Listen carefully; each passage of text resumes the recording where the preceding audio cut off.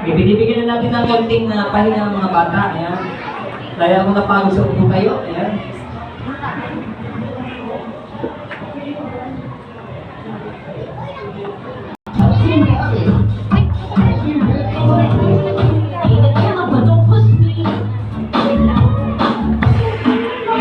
Okay. Ayan, sige, picture po muna, mami. Teacher, ayan. Okay. Alright, okay, sige na. Mamaya pa naman tayo kakain. Mamaya pa kayo kakain, guys. So, magkaroon tayo ng break time mamaya. No, sige. So, kailangan pa 3 games tayo, okay? O, second games, guys. Ito yung laro. Okay, makinig. Wala mo nang alis. Okay?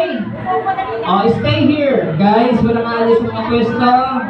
Tayo lang po tayo, mga bata. Ang malikot, kukurutin sa singit, ha? Okay? O, sige. Already? Pakitaas ang kanang kamay. Kanang kamay. Magpitaw-pitaw na. Huwag kayo maghahal kamay. Pakikato lang. Reassurance na. Kaya ganyan na nga. Tapos, and then, yung kalawang kamay, lalagay niyo sa nose.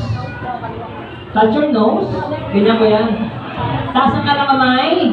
And then, kalawang ilong. Kalawang kamay. Sorry. Ayan, ganyan. Pagkatapos, makinig yan sa kasunod. Sumusunod naman, makikita kayo iba sumusunod. Okay, sige. Next, bend your knees. Ibig sabihin, paano ba i-bend ang knees? Alam niyo knees, guys. Alam niyo naman.